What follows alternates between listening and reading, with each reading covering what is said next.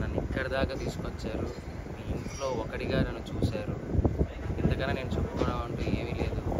గెలవలేను అనుకున్న వాడిని గెలుపు దాకా తీసుకొచ్చి గెలిపించారు.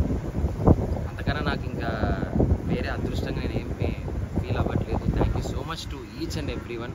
అండ్ బాధాకరమైన విషయం ఏంటి అంటే అందరూ చాలామంది అడుగుతున్నారు. నేను దాని గురించి పెద్దగా అనుకోలేదు. ఆ బాధలో ఉండిపోయాను. చాలా బాధపడ్డాను.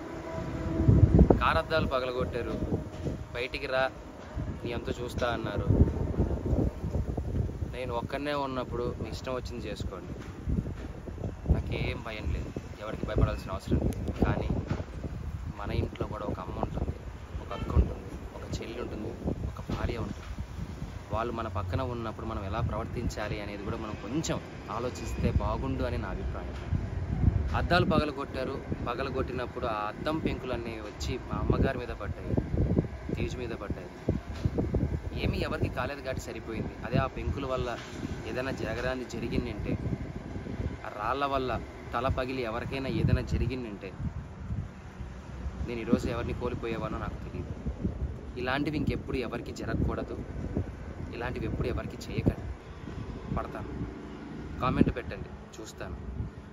ఇంకా కోపం ఉంటే వీడియోలు తీసి పెట్టండి. ఎలాగో పెట్టారు, నా కుటుంబాన్ని మొత్తం బాధ పెట్టారు.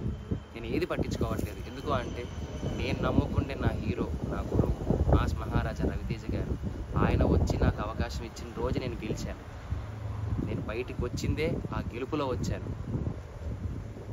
కానీ గెలిచి ఒక ఆనందంతో బయటికి వస్తాను అనుకున్న నన్ను, నా కుటుంబాన్ని రోడ్డు మీద నించోబెట్టారు. అది చాలా బాధ వేసింది. పర్లేదు,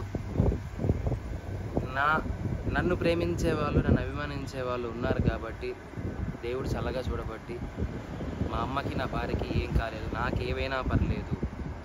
మన ఇంట్లో ఆడవాళ్ళు మన పక్కన ఉన్నప్పుడు కొద్దిగా జాగ్రత్త వహిస్తే బాగుంటుంది.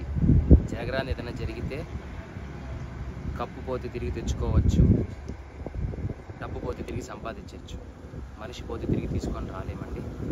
ఇది గుర్తు పెట్టుకోండి. చాలా రిక్వెస్ట్గా అడుగుతాను, దయచేసి ఇంకెప్పుడు ఇలా చేయకండి ఎవరి దగ్గర.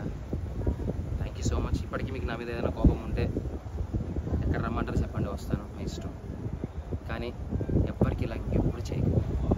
I love you all. Thank you for each and every one support చేస్తున్నందుకు. ఇంతకన్నా ఏం చెప్పలేదు. Thank you so much.